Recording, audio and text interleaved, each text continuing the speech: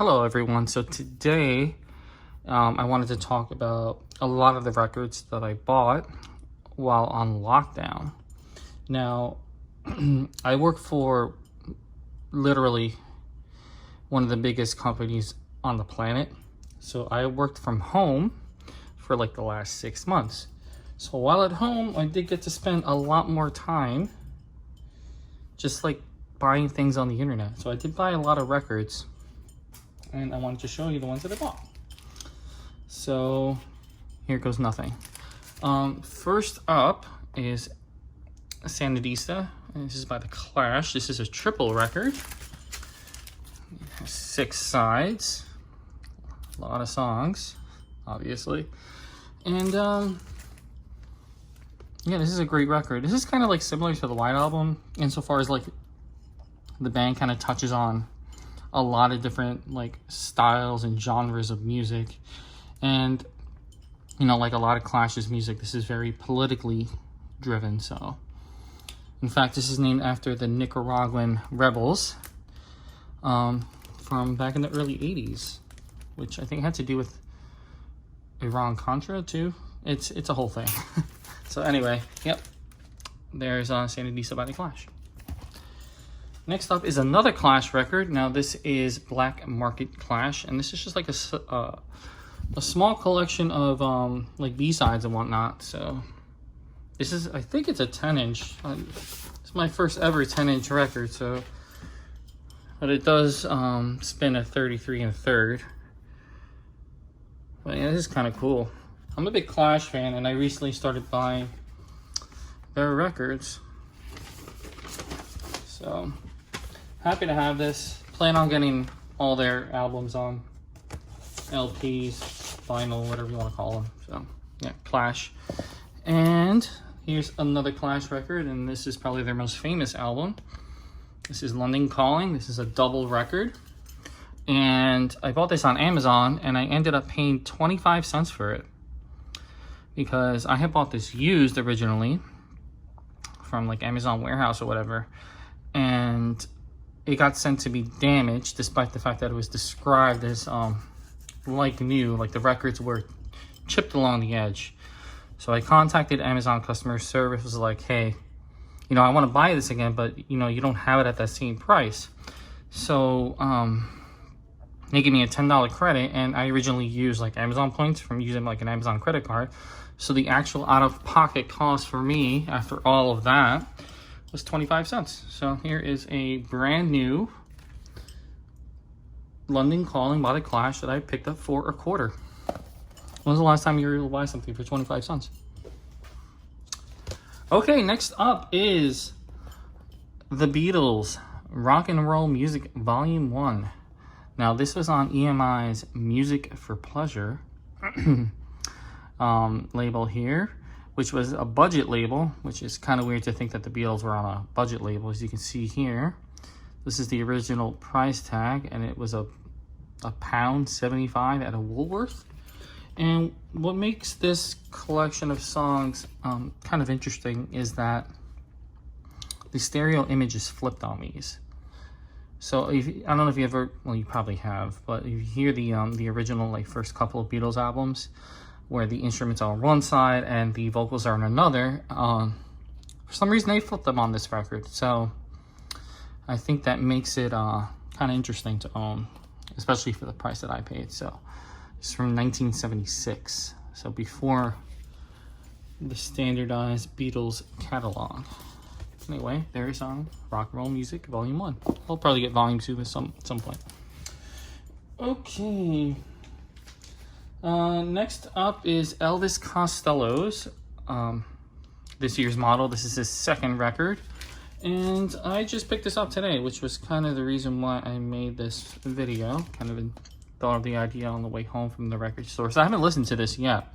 I really like his first album, which I do have coming in the mail. I ordered it at the end of August. It is September 9th, and it's still not here. So, and it's coming from Maine, and I'm in New Jersey. So there's no reason why, well, I mean, we all know the reason, but there really isn't a practical reason why something should take 2 weeks to get from Maine to New Jersey. But here's the second album. And I got this at Scotty's record store in Summit, New Jersey, which is a really cool record store that I recently discovered. And this is on Columbia Records, if anyone's interested. I'm really looking forward to listening to this. I really want to get deeper into Elvis Costello's catalog. So there we go. Okay, next up is one of the cooler records that I picked up during quarantine, and this is Abbey Road. And what makes this particularly cool is that this is a Japanese version of Abbey Road. If you see here, it does have some Japanese writing there, made in Japan. Other than that, though, it's like your typical Abbey Road record. The cool thing about this, though, is that Japanese records always come with lyric sheets. And you can see there that we got some cool pictures of the Beatles. And there we go. I always wondered why the lyrics weren't included with Abbey Road, because at this point, every Beatles record after Sgt. Pepper had the lyrics printed. So, from what I heard, though, this album was originally going to come with a poster, but that obviously never came to be. So maybe the poster was going to have the lyrics on the back, kind of like the White Album. But here's the label, and as you can see there, Toshiba, Japan. So yeah, I actually have a Japanese version of Revolver coming in, and it's gonna have the lyric sheet, and it's on the Apple label. So I may make a video about that when that comes in, because I think these Japanese pressings are pretty cool. In fact, I've been trying to get a bunch of them, because a lot of the earlier Japanese pressings always came on translucent red vinyl. So I think that's really cool. I'm kind of a sucker for colored vinyl. And yeah, anyway, there's Japanese Abbey Road. Okay, next up is Led Zeppelin 4. Now this isn't really called Led Zeppelin 4, it actually has no title. And here is the gatefold, which goes vertically, which is cool. I always like vertical gatefolds. And this is a second copy that I have. It was only $6, by the way. This is better than the copy that I had previously. I mean, that I still have. This is going to be a second copy. Here's the sleeve. There's the tracks, which everyone knows. And here are the lyrics on the back. Now, one of the reasons why this record sold so well is that, you know, Stairway to Heaven was a big hit, but it was never released as a single. So if you wanted to have Stairway to Heaven, you had to buy this album. So, you know, it's a fantastic album, but, you know, a lot of the sales were inflated by the fact that Stairway to Heaven, I don't think any of the songs on here were released as a single, come to think of it. Correct me if I'm wrong, but yeah, one of the reasons why this record sold so well is because the only way to get Stairway to Heaven was to buy this album. Okay, next up is Rolling Stones, More Hot Rocks, Big Hits, and Phased Cookies. Now, this is a compilation of songs, but I wouldn't say it's like a greatest hits or anything, because these are kind of random. I don't know if these are like, if this is like a collection of A and B sides. I'm a really big Rolling Stones fan, but I really don't know about like what they put out as singles. So I don't know if this is similar to like Past Masters or anything like that. It does have a few of the hits, like Not Fade Away, The Last Time, It's All Over Now. Out of Time was a pretty big song. Lady Jane, of course. But it also has like, you know, What to Do and Money, which, you know, no one really thinks of those songs when you think of the Rolling Stones, but yeah, this is a cool collection, and I got this it was only $10, and this actually sounds really good. You can see here's the gatefold with a negative picture as like the centerpiece, surrounded by a bunch of black and white pictures. And here's the cover. I don't know if I show the cover, but Here, another negative picture. And this is on London Records, which is ironically the American label that they were on. I think in the UK they were on APCO.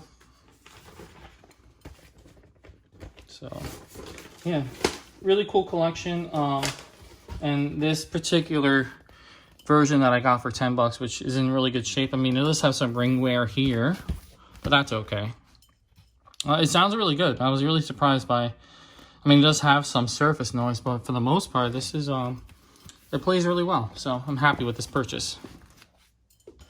Okay, so the last record that I'm showing today is Ringo. And this is the first Ringo album I've ever owned. Here's the record. It's on Apple Records. It has a custom label, though. You got Ringo shaped like a star. You got it? And there's the Apple right there, itty bitty on the side. And it has a cool, like, lyric book here. And all the drawings were done by Klaus Orman. And he plays on the album too, which is cool.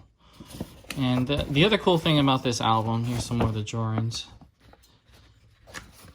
Another cool thing about this album is that this is kind of the closest we ever got to like an actual true Beatles reunion, because John, Paul, and George all contributed to this album, whether it be songs, instrumentally,